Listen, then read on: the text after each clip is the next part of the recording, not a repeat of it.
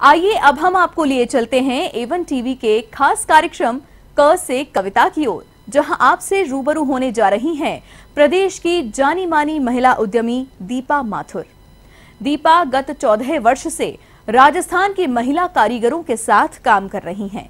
फिर वो चाहे बुनकर महिलाएं हों या कसीदाकारी करने वाली महिलाएं हों या किसी अन्य हस्तकला से जुड़ी हुई महिलाएं हों, लेकिन बावजूद इसके दीपा माथुर का प्रारंभ से ही कला व संस्कृति की ओर गहरा रुझान रहा है और अपने व्यस्त समय में से वो कुछ समय कला व संस्कृति की गतिविधियों को प्रोत्साहित करने और कुछ समय अपने भीतर छिपे कवि मन की भावनाओं को कागज पर उतारने में अवश्य बिताती हैं।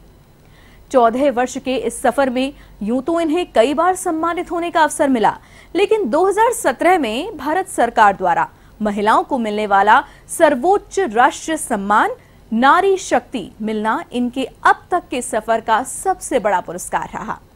आइए सुनते हैं दीपा माथुर से उनकी कुछ दिलकश रचनाएं।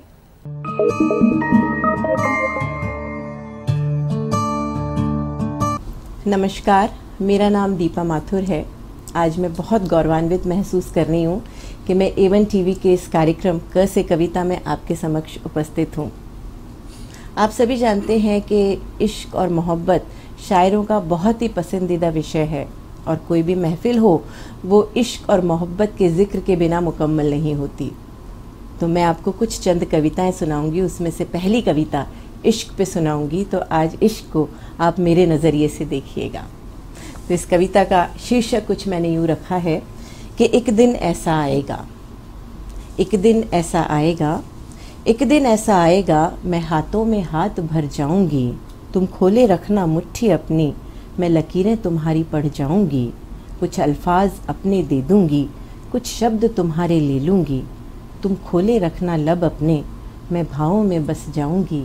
एक दिन ऐसा आएगा, मैं हाथों में हाथ भर जाऊंगी।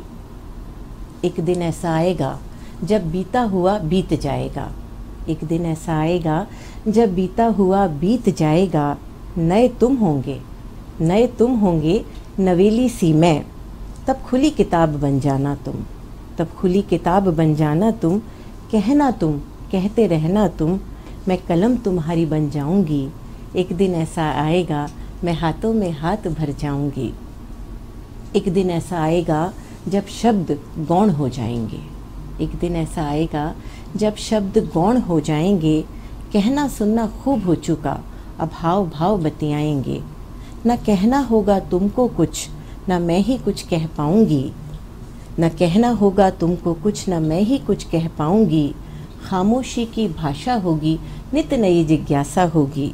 हम तुम हम तुम हम एक होंगे, हम तुम हम एक होंगे।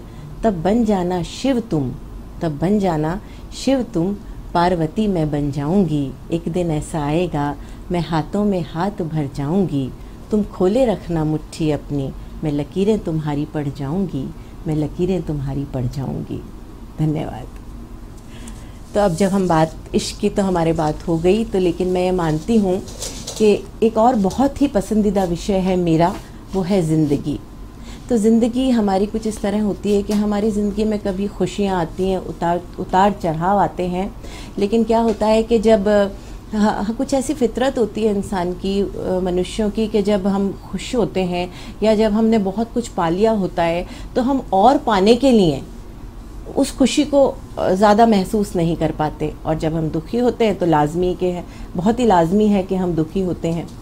तो क्या है कि मैं ज़िंदगी को एक अलग ही नज़रिए से देखती हूँ। मुझे लगता है कि ज़िंदगी को जिंदाबाद करना चाहिए। पता नहीं कितने जन्मों के बाद ये ज़िंदगी हमें मिली है और पता नहीं कितने जन्मों के बाद आगे ये ज़िंदगी हमें मिलेगी। तो आज आपको, जैसे मैंने इश्क का नज़रिया बताया, वैसे मैं अपना ज़िंदगी पे आपको एक नज़रिया बताना चाहूँगी। तो इस कविता का मैंने नाम दिया है, जैसा कि आपने पहचान ही लिया होगा, कि ज़िंदगी जिंदाबाद। इसको मैं कहूँगी कि ज़िंदगी जिंदाबाद। किस तरह जिंदाबाद से हमें, किस तरह जिंदा दिली से हमें ज़िंदगी को बिताना चाहिए, किस तरह शुक्रिया करना चाहिए उस परवरदिगार का कि आज हमें ये ज़िंदगी, खूबसूरत ज़िंदगी मिली है। तो चलिए चंद लाइनें आपके समक्ष प्रस्तुत करती हूँ। ज़िंदगी जिंदाबाद।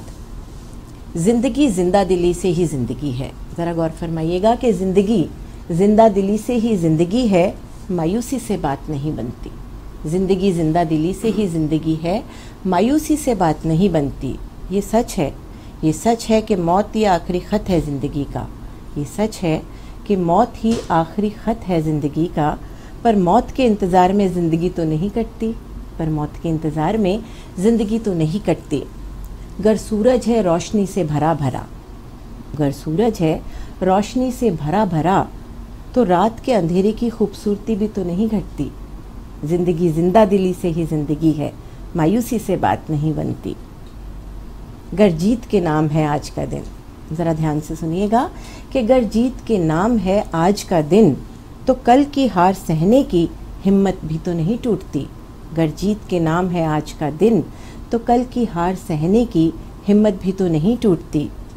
कभी कभी कुछ ऐसी राहें राहों में मिल जाती हैं, कभी कभी कुछ ऐसी राहें राहों में मिल जाती हैं जिनकी कोई मंजिल नहीं होती। कभी कभी कुछ ऐसी राहें राहों में मिल जाती हैं जिनकी कोई मंजिल नहीं होती। पर नई राहों की तलाश भी तो नहीं रुकती, पर नई राहों की तलाश भी तो नहीं रुकती। ज़िंदगी जिंदा दिली से ही ज़िंदगी है, मायूसी से बात नहीं बनती।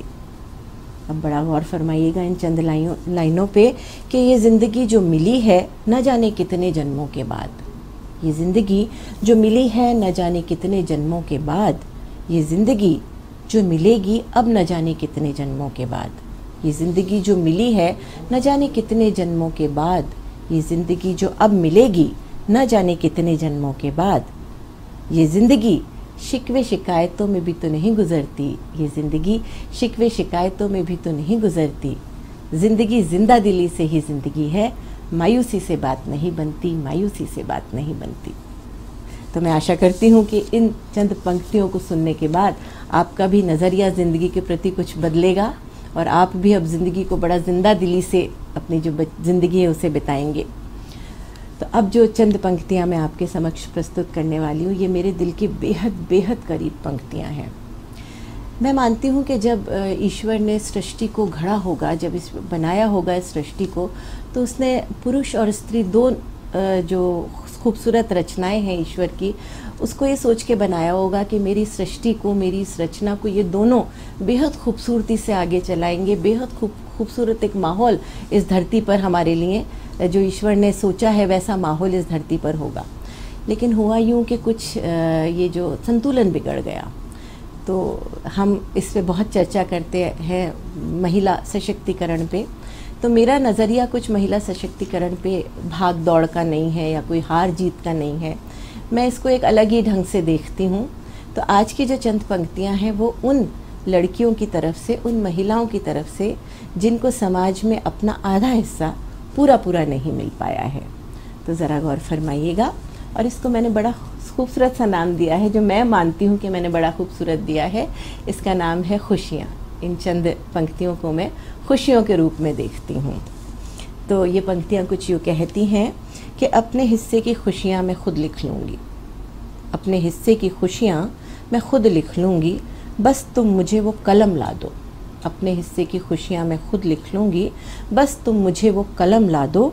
एक आध कागज़ का टुकड़ा दे दो, कलम में स्याही मैं खुद भर लूँगी।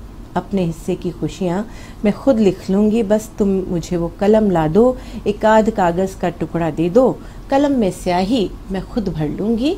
अपने हिस्से की खुशियाँ मैं खुद लिख लूँगी। अनंत आकाश का मेरा हिस्सा मैं खूब पहचानती हूँ, अनंत आकाश का मेरा हिस्सा मैं खूब पहचानती हूँ। तुम बस पिंजरा खोलो, अरमानों में पंख मैं खुद लगा लूँगी। तुम बस पिंजरा खोलो, अरमानों में पंख मैं खुद लगा लूँगी। अपने हिस्से की खुशियाँ मैं खुद लिख लूँगी, अपने हिस्से की खुशियाँ मैं खुद लिख लूँगी।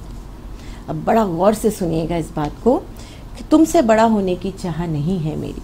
एक महिला एक पुरुष से कह रही है कि तुमसे बड़ा होने की चाह नहीं है मेरी, जानती हूँ मैं बराबर ना होने का दर्द।